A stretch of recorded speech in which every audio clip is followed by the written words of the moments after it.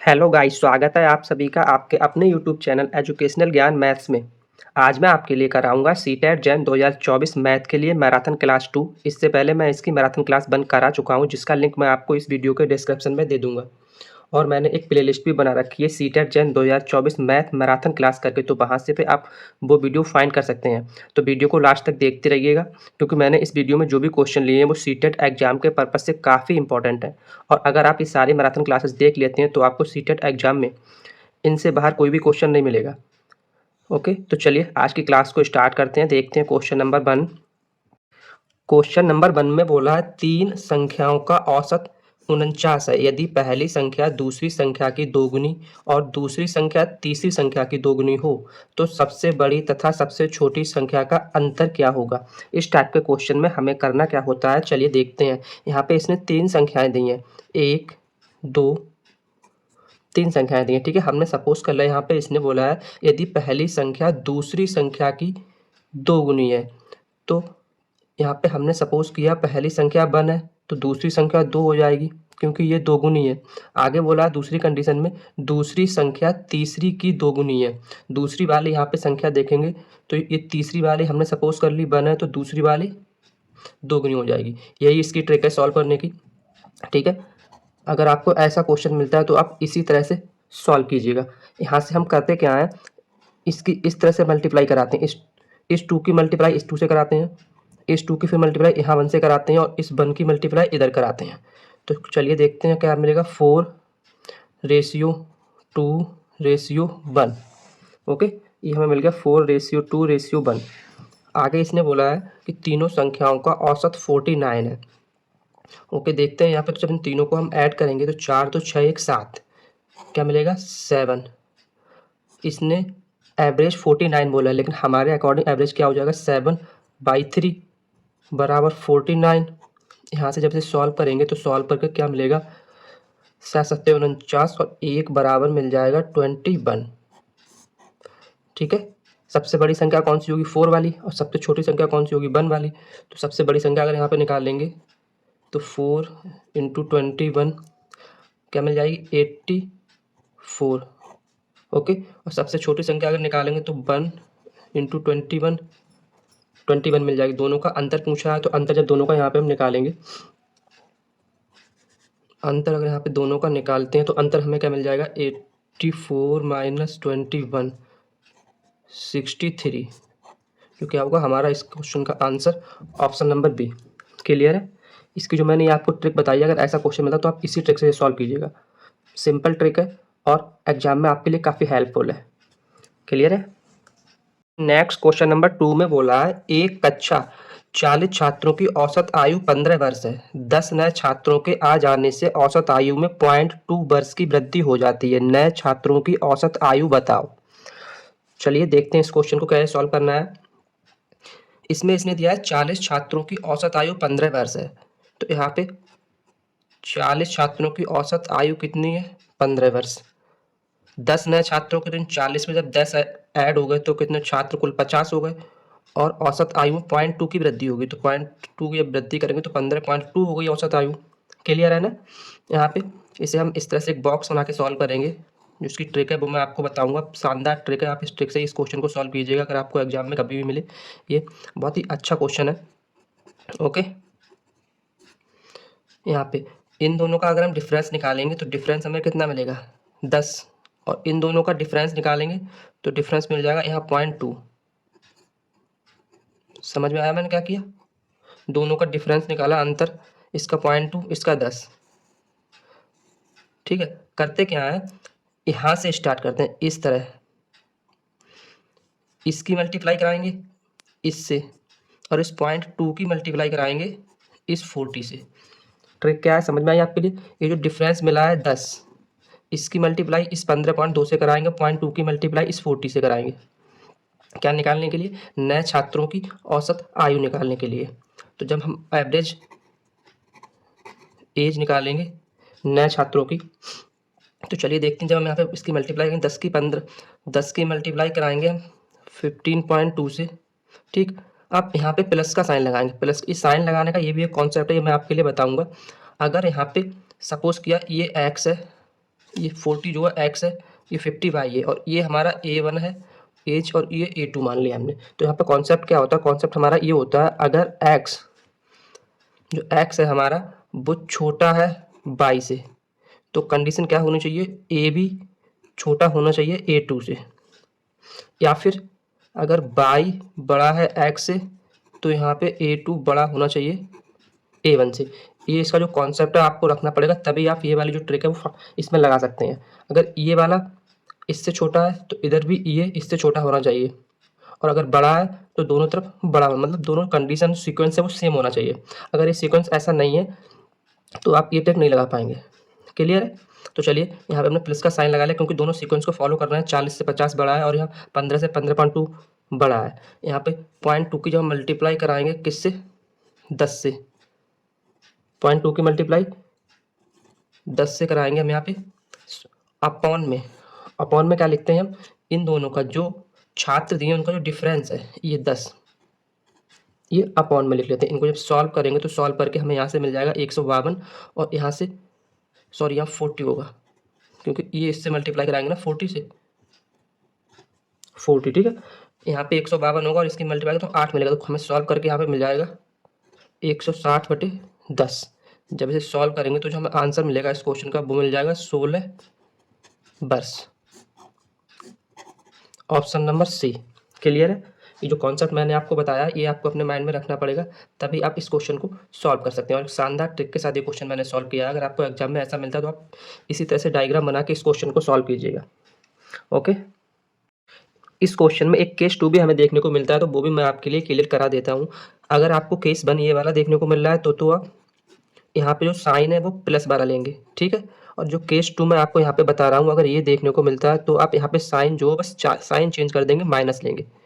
Case 2 में क्या हो जाएगा, अगर x बड़ा है y से, ठीक है, लेकिन यहाँ पे जो a1 है वो छोटा हो जाए a2 से, इस तरह का कोई केस मिल जाए, मतलब दोनों ही सीक्वेंस में ना मिले। ये वाला तो x जो है वो बड़ा हो जाए y से, लेकिन यहाँ पे इसका अपोजिट हो रहा हो, तो इस कंडीशन में हम क्या करेंगे, यहाँ पे बस साइन चेंज कर देंगे, माइनस साइन ले लेंगे, बाकी सारा कॉन्सेप्ट यही सेम है। ओके, तो मैंने ये भी केस आपके लिए बता दिया। कभी कभी एग्जाम में ये वाला केस भी देखने को मिल जाता है, तो आप घबराएं ना, यहाँ पे बस साइन चेंज कर दें और हमें आंसर मिल जाएगा। नेक्स्ट क्वेश्चन नंबर 3 में बोला है ए और बी किसी काम को 18 दिनों में समाप्त करते हैं। यदि ए अकेला उस काम को 30 दिनों में समाप्त करता हो तो बी अकेला उस काम को कितने दिनों में समाप्त करेगा।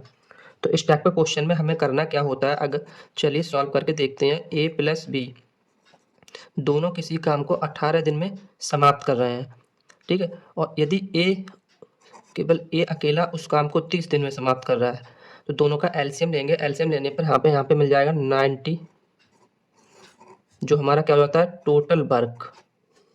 क्लियर है? यहाँ से जब इनकी एफिशिएंसी निकालेंगे हम, तो ये यहाँ पे ए प्लस बी की एफिशिएंसी मिल जाएगी 5, और केवल ए की एफिशिएंसी मिल जाएगी 3। निकालना क्या है हमें कि बी अकेला उस काम को कितने दिन में समाप्त करेगा। तो ए प्लस बी दोनों की एफिशिएंसी 5 है, तो यहाँ से हम जब बी की एफिशिएंसी निकालेंगे तो मिल जाएगी 2, क्योंकि ए की वैल्यू यहाँ पे पुट करेंगे तो यहाँ से हमें बी की अकेली एफिशिएंसी 2 मिल जाएगी। तो बी अकेला काम को कितने दिन में फिनिश करेगा वो हम देखते हैं। तो time taken by B, total काम कितना है, 90, 2 की एफिशिएंसी से बी काम करता है, तो कुल काम को ख़त्म करेगा 45 दिन में। क्लियर है ना? Option number A. Next question number 4 में बोला है ए और बी किसी काम को क्रमशः 20 दिन तथा 30 दिनों में समाप्त करते हैं। दोनों एक साथ काम करना शुरू करते हैं, लेकिन ए काम शुरू होने के 10 दिन बाद काम करना छोड़ देता है। पूरे काम को समाप्त होने में कुल कितना टाइम लगेगा। ये एक नया कॉन्सेप्ट है, इससे पहले जो मैंने क्वेश्चन कराया था वो इस वाले क्वेश्चन से अलग था, लेकिन ये एक नया कॉन्सेप्ट है। तो चलिए देखते हैं इस क्वेश्चन को हमें सॉल्व कैसे करना है। ए और बी किसी काम को क्रमशः 20 दिनों में, तो ए जो करता है 20 दिनों में, बी करता है 30 दिनों में, ठीक। दोनों की जब हम एलसीएम लेंगे तो यहाँ मिल जाएगा 60। एफिशिएंसी निकालेंगे तो इसकी एफिशिएंसी 3 निकलेगी और इसकी एफिशिएंसी निकल आएगी हमारी 2। दोनों की जब एफिशिएंसी ए प्लस बी की जब एफिशिएंसी निकालेंगे तो दोनों को ऐड कर देंगे, 5 इनकी एफिशिएंसी मिल जाएगी। क्लियर? यहाँ तक समझ आया मैंने क्या किया? यहाँ पे दोनों की एफिशिएंसी निकालें, दोनों की एफिशिएंसी को ऐड किया तो 5 मिल गई। मतलब 5 की एफिशिएंसी से दोनों ने 10 दिनों तक काम किया। 10 दिन के बाद ही तो यहाँ पे ए ने काम करना छोड़ा है ना, तो 10 दिन तक तो दोनों ने काम साथ में किया। कितनी? 5 की एफिशिएंसी से। 5 की एफिशिएंसी से 10 दिन तक काम साथ में किया, तो 50 काम तो उन्होंने दोनों ने साथ में किया होगा। बचा कितना काम? टोटल काम 60 था, 60 में से 50 दोनों ने साथ में कर दिया, तो बाकी काम कितना बच जाएगा? यहाँ पे 10 काम बाकी रह जाएगा। क्लियर? समझ में आया क्या किया मैंने इसमें? दोनों ने 50 काम तो साथ में किया, 10 काम बाकी रह गया। वो अकेला जो है बी करेगा, क्योंकि ये तो 10 दिन का काम करके छोड़ चला जाता है। अब पूरे काम को समाप्त होने में कुल कितना टाइम लगेगा? तो 10 काम को किसने? बी ने किया। तो टाइम बी ने कितना टाइम लिया 10 काम को पूरा करने को? 10 काम किया। कितनी बी की एफिशिएंसी थी? 2 की एफिशिएंसी से, मतलब 5 दिन बी ने अकेले काम किया, तो कुल कितना टाइम लिया? 5 दिन तो ये लिए, और 10 दिन यहाँ पे दोनों ने साथ में किया था, तो कुल टाइम कितना हो जाएगा? 15 दिन, जो क्या होगा हमारा इस क्वेश्चन का answer option number B. Clear है? मैंने कैसे किया? यहाँ पे 10 दिन दोनों ने साथ में काम किया, तो वो हमने निकाला 50 काम निकला। बचा कितना काम? 60 में से 50 को माइनस किया, 10 काम बाकी रहेगा, तो वो 10 काम अकेले बी ने किया, तो 2 की एफिशिएंसी से 5 दिन उसने काम किया, तो 10 और 5 15, इसका क्या होगा टोटल आंसर। क्लियर है? नेक्स्ट क्वेश्चन नंबर 5 में दिया है 230 मीटर और 270 मीटर लंबी दो रेलगाड़ियां विपरीत दिशाओं में समांतर पटरियों पर चल रही हैं। यदि दोनों की चालें क्रमशः 40 किलोमीटर प्रति घंटा और 50 किलोमीटर प्रति घंटा हों, तो वे एक दूसरे को कितने समय में पार करेंगी? एक अच्छा कॉन्सेप्ट है। इस कॉन्सेप्ट में एग्जाम में कई सारे क्वेश्चन देखने को मिलते हैं, तो चलिए इस क्वेश्चन को सॉल्व करते हैं। कैसे करना है? हमने यहाँ पे दिखाया कि दो ट्रेन है, एक इस साइड से आ रही है और एक इस साइड से आ रही है, दोनों अपोजिट डायरेक्शन में आ रही हैं। सपोज किया इसकी जो लेंथ इसने दी रखी है 230 मीटर और इसकी कुल लेंथ 270 मीटर है। ओके, ये 40 किलोमीटर प्रति घंटा की स्पीड से चल रही है और ये वाली 50 किलोमीटर प्रति घंटा की स्पीड से चल रही है। क्लियर है? मैंने जो डायग्राम बनाया है यहाँ पे, इससे ये आपको समझाने के लिए बनाया है। तो अगर ऐसा कॉन्सेप्ट हमें अपोजिट डायरेक्शन वाला कॉन्सेप्ट मिलता है, तो इसकी ट्रिक क्या है सॉल्व करने की, वो मैं आपको बता रहा हूँ।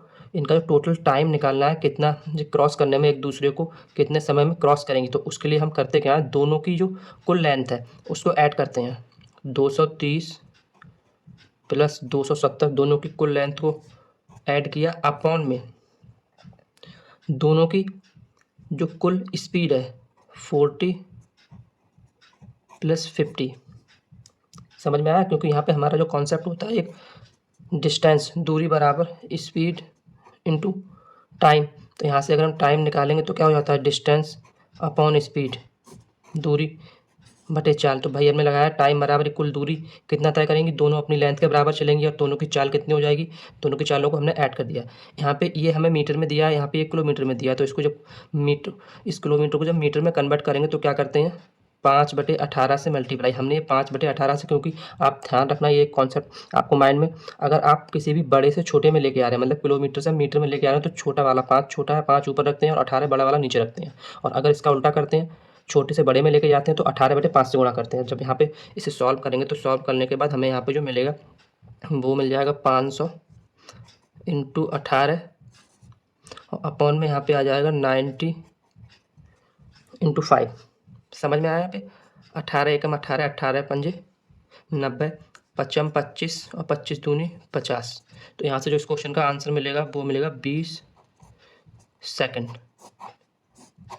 क्लियर है? Option number A. Next question number 6 दिया है, एक रेलगाड़ी एक प्लेटफॉर्म पर खड़े एक व्यक्ति को 3 सेकंड में पार कर जाती है। बराबर लंबाई की एक दूसरी रेलगाड़ी है जो पहली रेलगाड़ी के विपरीत दिशा में चल रही है, उस व्यक्ति को 4 सेकंड में पार कर जाती है, तो दोनों रेलगाड़ियों को एक दूसरे को पार करने में कितना समय लगेगा? अच्छा कॉन्सेप्ट है। तो चलिए इस क्वेश्चन को सॉल्व करते हैं, देखते हैं। हमने सपोज किया यहाँ पे ये कोई व्यक्ति खड़ा है, कोई आदमी खड़ा है यहाँ पे, ठीक है। इसके लिए एक जो ट्रेन है वो इधर से आ रही है और एक ट्रेन इस साइड से आ रही है। समझ में आ गया? ये वाली ट्रेन जो है इसे 3 सेकंड में पार कर देती है और ये 4 सेकंड में। दोनों की लेंथ है वो सेम है, इसकी भी लेंथ एल है, इसकी भी लेंथ एल है। इस कॉन्सेप्ट में हमें यही याद रखना कि दोनों की जो बराबर लंबाई की, मतलब दोनों की लेंथ सेम होनी चाहिए, तभी हम इस कॉन्सेप्ट का जो ट्रिक है वो फॉलो कर सकते हैं। दोनों की लेंथ बराबर है, ये 3 सेकंड में पार कर रही है, 4 सेकंड में इस व्यक्ति को जो खड़ा हुआ है यहाँ पे।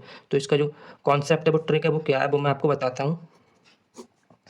दोनों का जो टाइम निकालना है, कितने टाइम में एक दूसरे को क्रॉस कर जाएंगे, तो उसको क्रॉस करने का जो टाइम होता है वो यहाँ पे ट्रिक होती है 2t1 into T2 upon T1 plus T2। अगर इस 3 सेकंड को हमने T1 सपोज कर लिया, 4 सेकंड को T2, तो ये जो ट्रिक है वो हम यहाँ पे फॉलो करेंगे।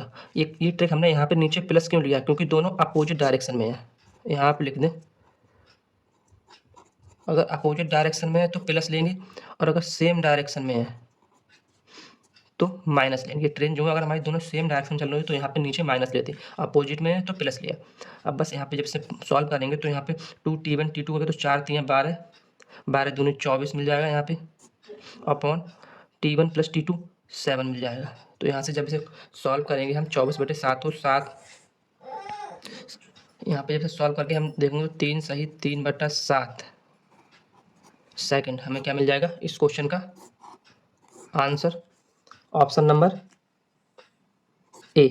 क्लियर है। नेक्स्ट क्वेश्चन नंबर 7 में बोला है, यदि कोई व्यक्ति धारा की दिशा में 6 किलोमीटर प्रति घंटा तथा धारा के विपरीत दिशा में 2 किलोमीटर प्रति घंटा की गति से तैर सकता है, तो शांत जल में तैराक की गति क्या होगी। तो ये जो कॉन्सेप्ट है वो शांत जल वाला कॉन्सेप्ट है। तो शांत जल में तैराक की गति क्या होती है वो हम देखते हैं। शांत जल वाला ये कॉन्सेप्ट है, कॉन्सेप्ट, ठीक है। शांत जल वाले कॉन्सेप्ट की ट्रिक क्या होती है मैं आपके लिए यहाँ पे लिखा दूंगा। अगर हमें क्वेश्चन में उसने दे रखा कि शांत जल में तैराक की गति, तो जब स्पीड निकालेंगे शांत जल में किसी भी तैराक की, तो वो होता है उसके लिए यहाँ पे जो दोनों चाल में दी हैं 6 किलोमीटर प्रति घंटा जो धारा की दिशा में है, और 2 किलोमीटर प्रति घंटा जो धारा की विपरीत दिशा में, इन दोनों को ऐड करेंगे और अपॉन में 2 कर देंगे। यहाँ से जो सॉल्व होकर मिलेगा वो हमें इस क्वेश्चन का आंसर मिल जाएगा 4 किलोमीटर प्रति हार। क्लियर है, समझ में आया ट्रिक क्या है इसकी। अगर शांत जल वाला कॉन्सेप्ट है, अगर इसमें तैराक की गति हमें फाइंड करनी है, तो दोनों जो दिए हैं धारा की दिशा में और धारा के विपरीत दिशा में जो इसकी स्पीड दी है, दोनों को ऐड करेंगे, अपॉन में 2 कर देंगे और सॉल्व करेंगे। यहाँ से जो मिलेगा वो इस क्वेश्चन का आंसर हो जाएगा, ऑप्शन नंबर ए। क्लियर है, वन लाइन का कॉन्सेप्ट है ये, तो ये आप माइंड में रखिएगा। बट कॉन्सेप्ट आप ये ध्यान रखें कि जो गति निकालना है वो शांत जल में निकालना है। ओके। नेक्स्ट क्वेश्चन नंबर 8, एक सीरीज का क्वेश्चन इसमें लिया है मैंने। दी गई संख्या श्रेणी का अगला पद क्या होगा, ये हमें निकालना है। यहाँ पे नेक्स्ट पद क्या होगा, तो ये सीरीज हम यहाँ पे देखते हैं 49, 56, 64, 72, 81, 90 एंड 100। तो इस सीरीज को सॉल्व हम कैसे करेंगे। अगर इस 49 को हम देखेंगे इसके लिए, तो ये 7 का स्क्वायर है। यहाँ पे इसने क्या किया है, 7 का तो स्क्वायर किया प्लस 7 किया है, ठीक है। 7 49 प्लस 7 56 हो जाएगा। नेक्स्ट वाले में इसने यहाँ पे 8 का स्क्वायर है 64, और यहाँ इसने क्या किया है 8 का स्क्वायर प्लस 8, यहाँ से मैं 72 मिल गया। सेम ऐसे ही इसमें 9 का स्क्वायर है, और यहाँ क्या किया है 9 का स्क्वायर प्लस 9, यहाँ पे 10 का स्क्वायर है, तो आगे यहाँ पे क्या होगा 10 का स्क्वायर प्लस 10 मीन्स 110। क्लियर है, समझ में आया। ऑप्शन नंबर बी इसका आंसर होगा 110। ओके। नेक्स्ट क्वेश्चन नंबर 9, ये भी हमें एक सीरीज दी है। यहाँ पे इसने बोला है कि कौन, यहाँ पे सॉरी यहाँ पे इसने गलत टाइप हो गया है, लेकिन यहाँ पे वो कौन सा पद अगला होगा, ठीक है। क्वेश्चन होगा कौन सा पद यहाँ से, तो नेक्स्ट पद कौन सा होगा ये वाला। तो इस सीरीज को देखते हैं इसने कैसे बन रही है ये सीरीज। 3 से 4, 4 से 31। अगर हम इस सीरीज को ऐसे देखें यहाँ पे 3 से 4, अगर हम इसमें 1 ऐड करें, लेकिन यहाँ पे आगे अगर 1 का क्यूब हम इसमें ऐड कर रहे हैं तो 1 ही रहेगा, मीन्स 4 हो जाएगा। अब यहाँ पे इसी तरह से सेम, अगर हम 31 है यहाँ पे, अगर 3 का क्यूब और नंबर का क्यूब इसमें ऐड कर रहे हैं 27, 27 और 4 31, हाँ ठीक है, ये हमें कॉन्सेप्ट मिल रहा है। यहाँ पे अगर हम 5 का क्यूब इसमें ऐड कर रहे हैं तो 125 प्लस 31 156, सेम ऐसे ही। अगर 7 का क्यूब हम इसमें ऐड कर रहे हैं तो 499 मिलेगा, और यहाँ पे हम क्या करेंगे 9 का क्यूब इसमें ऐड करेंगे 499 में। जब 9 का क्यूब हम यहाँ पे ऐड करेंगे 499, ठीक है। और जो 4 का 9 का जो क्यूब होता है वो होता है 729। जब इन दोनों को हम ऐड करेंगे तो ऐड करने पर यहाँ पे जो मिलेगा हमें वो मिल जाएगा 1228। 1228 जो क्या होगा हमारा इस क्वेश्चन का answer option number B. Clear है? कॉन्सेप्ट यहाँ पे क्या है, जो ऑड नंबर है उनका क्यूब करके नेक्स्ट वाले में ऐड करते हुए चले गए हैं। ओके, नेक्स्ट क्वेश्चन नंबर 10 में बोला है एक समकोण त्रिभुजाकार कपड़े के टुकड़े की एक भुजा 12 मीटर तथा सबसे लंबी भुजा 13 मीटर है। 5 रुपये प्रति वर्ग मीटर की दर से इस कपड़े का मूल्य क्या होगा? तो यहाँ पे इसने कपड़ा कैसा दिया है? समकोण त्रिभुजाकार। क्वेश्चन को पढ़ना बहुत अच्छे से है। क्या बोला है? Right angle. तो राइट एंगल में हम सबको ये इसने दिया है सबसे बड़ी भुजा, तो ये हमारी हो जाएगी हाइपोटेनियस, एच हो जाएगा ये, और ये हमारी लंब हो जाएगी, इसे हम बोलते हैं परपेंडिकुलर, एल। ठीक है, एल ये हो गया, एच ये हो गया। तो 12 और 13 के टर्म में एक हमारा ट्रिपलेट होता है 5, 12, 13। ठीक है, ये हमारा ट्रिपलेट होता है 5, 12, 13। तो इसमें 12 और 13 हमें पता है, तो नेक्स्ट हमारी क्या होगी, जो एक भुजा रह गई वो हमारी 5 होगी। ओके, तो ये हमारा हो गया एच, ये बी, सॉरी ये एल और ये बी। यहाँ से तो राइट एंगल त्रिभुज का एरिया क्या होता है, वो हमारा होता है 1/2 इंटू एल इंटू बी। बस यहाँ पे जब वैल्यू पुट करेंगे तो 1/2, एल हमें दे रखी है 12, बी 5। तो यहाँ से एरिया मिल जाएगा 30 मीटर स्क्वायर। ठीक, 30 मीटर स्क्वायर कुल एरिया है, और 5 रुपये प्रति मीटर स्क्वायर के हिसाब से मतलब दर से इस कपड़े का मूल्य, तो कुल इसका मूल्य कितना हो जाएगा, इसकी मल्टीप्लाई 5 से करा देंगे, 150 रुपये, 150 रुपये। Option number C. क्लियर है? ये मैंने कैसे किया, यहाँ पे ये ट्रिपलेट निकाल लिया, 5 इसका मिलेगा जो हमें बेस मिल जाएगा। यहाँ से एरिया जिसमें राइट एंगल का होता है वो होता है 1/2 लंब इंटू आधार, इसमें वैल्यू पुट की हमने 12 इंटू 5, सॉल्व किया, 30 मीटर स्क्वायर इसका एरिया मिल गया। जब 1 मीटर स्क्वायर का रेट 5 रुपये है तो 30 का 5 से मल्टीप्लाई करा दी, 150 रुपये मिल गया। Clear? Okay, next question number 11 में बोला है किसी कमरे की चारों दीवारों का एरिया ये दे रखा है 252 मीटर स्क्वायर। यदि लंबाई चौड़ाई की दोगुनी है और ऊंचाई 6 मीटर हो तो कमरे के फर्श का एरिया क्या होगा, ये हमें फाइंड करना है। तो चलिए इस क्वेश्चन को सॉल्व करते हैं। जो कमरे की चारों दीवारों का एरिया क्या होता है, 2L + B इंटू एच, इसमें दे रखा है 252 मीटर स्क्वायर। ठीक है, आगे इसने बोला यदि लंबाई चौड़ाई की दोगुनी है तो 2, ये चौड़ाई b है तो लंबाई कितनी 2b हो जाएगी, प्लस b इंटू एच इसने दे रखी है 6 मीटर, 252। समझ में आया आपके लिए? मैंने यहाँ पे क्या किया, यहाँ पे जब से सॉल्व करूँगा 6 दूनी 12 और 12 दूनी 24, एक बचा 12 एकम 12। तो यहाँ से जो सॉल्व होके हमें यहाँ पे मिलेगा क्वेश्चन, यहाँ मिल जाएगा 3b = 21। तो यहाँ से b की जब वैल्यू निकालेंगे कितनी मिल जाएगी हमें, 7 मीटर। समझ में आया? जब b हमारा 7 मीटर है तो लंबाई इसकी दोगुनी है तो l कितना हो जाएगा, 14 मीटर। ओके, निकालना क्या है, फर्श का एरिया। फर्श हमारे के उसमें रेक्टेंगुलर शेप में होती है तो फर्श का एरिया हो जाएगा l into B, means 14 into 7, तो 98 मीटर स्क्वायर। इस क्वेश्चन का क्या होगा answer, option number A. Clear है? नेक्स्ट क्वेश्चन नंबर 12 में बोला है ट्रैफिक की लाइट 13 सेकंड के अंतराल पर जलती हैं। यह पहली बार 1:54 सेकंड पर जली तथा अंतिम बार 3:17 पर जली। यह लाइट इस पूरे अंतराल में कितनी बार जली, ये हमें फाइंड करना है। अच्छा क्वेश्चन है, अच्छे कॉन्सेप्ट पे बेस्ड क्वेश्चन है। तो इस क्वेश्चन को हम सॉल्व कैसे करते हैं, अंतिम बार कब जली है, 3:17 पे अंतिम बार यही तो जली है।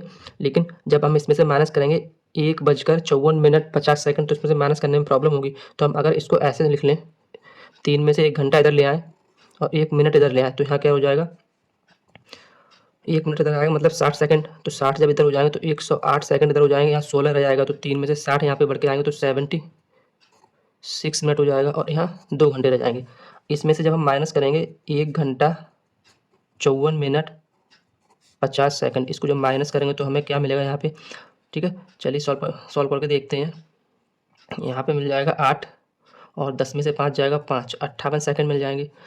यहाँ 22 मिनट मिल जाएंगे और यहाँ पे 1 घंटा 22 मिनट 58 सेकंड मिल जाएंगे। अब इस टर्म को जब हम सॉल्व करेंगे तो हम इस 1 घंटा में कितने सेकंड होते हैं, 3600 सेकंड होते हैं 1 घंटे में, प्लस 22 को जो हम 60 से मल्टीप्लाई कराएंगे तो हमें यहाँ पे जो सेकंड्स की संख्या मिलेगी वो मिल जाएगी 1320, प्लस 58 तो खुद एक सेकंड्स हैं। इन तीनों को जब हम ऐड करेंगे तो ऐड करने पे हमें यहाँ पे मिल जाएगा कुल जो सेकंड्स मिल जाएंगे 4978, ये जो कुल सेकंड्स हैं वो आ गए। अब ट्रैफिक लाइट 13 सेकंड के अंतराल पे ट्रिप कर रही है तो कुल कितनी बार ट्रिप की होगी वो हमें निकालना है। तो 4978 कुल जो सेकंड है जब हम इनके लिए 13 से डिवाइड कर देंगे तो कुल कितनी बार ट्रिप की होगी वो हमें मिल जाएगा। तो इसे जब हम काटेंगे तो 13 तियाँ 39, 10 बचा 107, 13 नेमा 104 होता है, ठीक है। फिर यहाँ पे 3 बचा 38, ठीक है। 13 नेमा 104, 3 मतलब 13 तियाँ 39 करीब यहाँ पड़ जाएगा 92, इतना मिलेगा 393, सॉरी 13 अट्ठे यहाँ पे है ना 383.92। अब कॉन्सेप्ट क्या होता है यहाँ पे, जब हम इसका आंसर है तो प्लस वन करके लिखते हैं, ये हमारे कॉन्सेप्ट होता है इसमें प्लस वन, ट्रैफिक लाइट में मतलब प्लस वन करके। अब इसमें जब हम लिखेंगे तो क्या मिल जाएगा हमें यहाँ पे, जो इसका राइट आंसर मिलेगा वो हमें 383.92, इसमें जब प्लस वन करेंगे तो 384, जो क्या होगा हमारा इस क्वेश्चन का आंसर। 0.92 को हमने इग्नोर कर दिया है तो 384, ऑप्शन नंबर सी इसका क्या होगा right answer. Okay, next question number 13 में दिया है अमर की आय तथा मनोज की आय क्रमशः 4000 रुपये तथा 6000 रुपये है। मनोज की आय अमर की आय से कितना परसेंटेज अधिक है, ये हमें निकालना है। तो इस क्वेश्चन को सॉल्व करने के लिए एक सिंपल सी ट्रिक होती है जो मैं आपके लिए बताऊंगा। क्या निकालना है हमें, परसेंटेज आय कितनी अधिक है या परसेंटेज वृद्धि कितनी ज़्यादा है। यहाँ पे मनोज की कितनी है 6000 और अमर की 4000, किसके रेस्पेक्ट में इसने पूछी है, मनोज की आय अमर की आय के रेस्पेक्ट में पूछी है तो अमर के रेस्पेक्ट में पूछी है। 4000 नीचे आ जाएगा इंटू मल्टीप्लाई 100 से करा देंगे, सॉल्व करके जो मिल जाएगा वो हमें इस क्वेश्चन का आंसर मिल जाएगा। तो यहाँ से मिल जाएगा 2000 अपॉन 4000 इंटू 100, 1/2, 50%।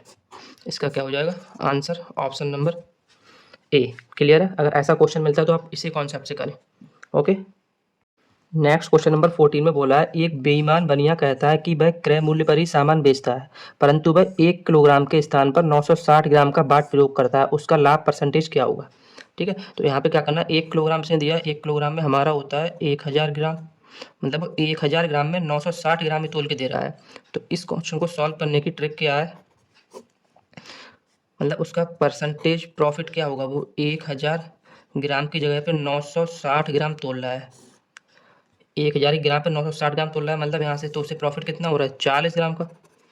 किसके रेस्पेक्ट में हो रहा है, 960 के रेस्पेक्ट में, इंटू 100। इसे सॉल्व करेंगे तो क्या मिल जाएगा 40/960 इंटू 100। इसे जब सॉल्व करेंगे हम यहाँ पे इसे काटेंगे तो 1 0 से तो 0 कट जाएगा हमारा। यहाँ पे जब इसे काटेंगे तो उसे, तो यहाँ पे 48 मिल जाएगा, यहाँ 5 मिल जाएगा। इसको जब 8 से काटेंगे 8 पंजे 40, 8 छंग 48, मीन्स क्या मिल जाएगा 25/6 ये मिलेगा। तो यहाँ से जब इसे सॉल्व करेंगे तो 6 चौक 24, मतलब 4 सही 1/6 परसेंटेज। क्या इसका आंसर आएगा 4 सही 1/6 percentage, option number A. Clear है, समझ में आया मैंने यह कैसे किया। वो 1000 ग्राम की जगह पे 960 ग्राम तोल रहा था, मतलब 40 ग्राम का फायदा हो रहा था। तो 40 ग्राम का फायदा हो रहा था किस पे, 960 पे, इंटू मल्टीप्लाई 100 से करा दी, सॉल्व किया, सॉल्व करके हमें 4 से 1/6% जो मिला वो इस क्वेश्चन का आंसर हो गया।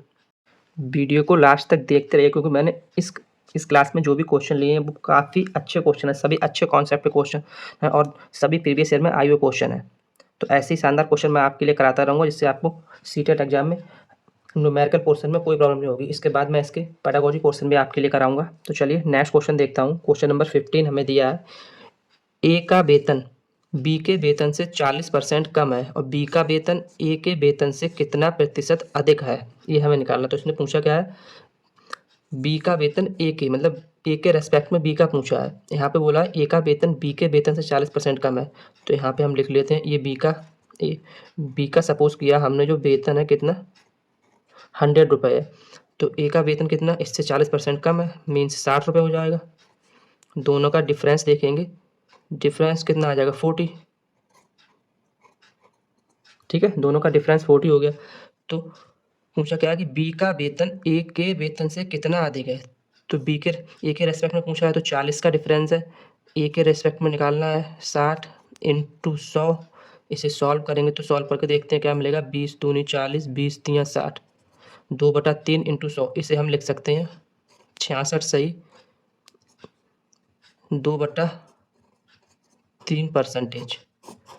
इसे जब सॉल्व करेंगे 3 से काटेंगे तो यही हमें मिलेगा यहाँ पे ऑप्शन नंबर बी। क्लियर है। नेक्स्ट क्वेश्चन नंबर 16 में दिया है, एक मेज 250 रुपये में खरीदा गया, यदि उसे 20% की हानि पर बेचा जाए तो उसका विक्रय मूल्य एसपी हमें निकालना है, सेलिंग प्राइस क्या होगा। तो रेट क्या देखा है, 20% की हानि पर बेचा गया है, मीन्स इस 20% को हम 1/5 लिख सकते हैं। ये हमारा क्या आ गया यहाँ पे कॉस्ट प्राइस, ऊपर क्या है लॉस, एक का उसे लॉस हो रहा है, मतलब कॉस्ट प्राइस पे एक पर लॉस हो रहा है, मीन्स 4/5। ऊपर हमें ये क्या मिल जाएगा सेलिंग प्राइस, नीचे ये हमारा कॉस्ट प्राइस है, सेलिंग प्राइस 4 मिल रहा है हमें, तो 4 बराबर कितने रुपए में, सॉरी कॉस्ट प्राइस 5 बना यहाँ पे, तो 5 बराबर कितने में खरीदा गया था यहाँ पे 250 रुपये में, तो 1 बराबर कितना मिल जाएगा 50। सेलिंग प्राइस कितना है 4, तो सेलिंग प्राइस हमारा कितना हो जाएगा 4 गुना 50 मीन्स 200 रुपये। क्लियर है, क्या किया मैंने इसमें, ऑप्शन नंबर बी इसका आंसर होगा। रेट से 1/5, नीचे हमें सीपी मिलता है कॉस्ट प्राइस, ऊपर यहाँ पे लॉस मिल गया, तो 5 में से 1 गया तो 4/5। ये जो ऊपर मिला वो हमें सेलिंग प्राइस मिल गया, नीचे कॉस्ट प्राइस मिल गया। कॉस्ट प्राइस 5 है, इसने हमें दे रखा है 250, दोनों बराबर के, तो यहाँ से 1 की वैल्यू 50 मिल गई हमें।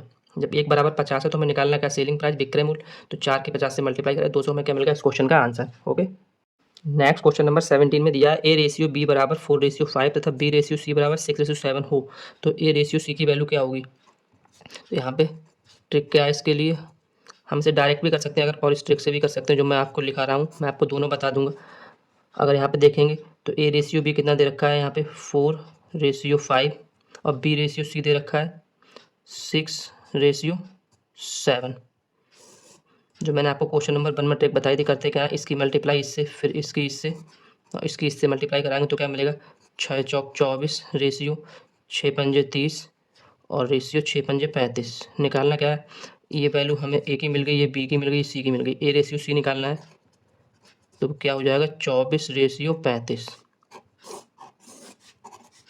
ठीक है, ऑप्शन नंबर सी। यहाँ से अगर डायरेक्ट करना हो तो क्या करते हैं 4 की मल्टीप्लाई कराएंगे 6 से तो 24 मिलेगा, इसके ऊपर क्रॉस लगा देंगे, फिर इस 5 की मल्टीप्लाई 6 से कराएंगे तो यहाँ पे 6 पंजे 30 मिल जाएगा। अब यहाँ इस पे क्रॉस लगा देंगे, अब इस 5 की मल्टीप्लाई 7 से कराएंगे तो 7 पंजे 35 मिल जाएगा। ठीक है, निकालना क्या है ए रेशियो सी, तो वो क्या हो जाएगा 24:35। समझ में आया, बी की वैल्यू हम यहाँ पे बराबर करते हैं। ओके, नेक्स्ट और आज की इस क्लास का लास्ट क्वेश्चन नंबर 18 दिया है, एक त्रिज्यखंड का एरिया वृत्त के एरिया का 12वां भाग है तो त्रिज्यखंड का कोण क्या होगा।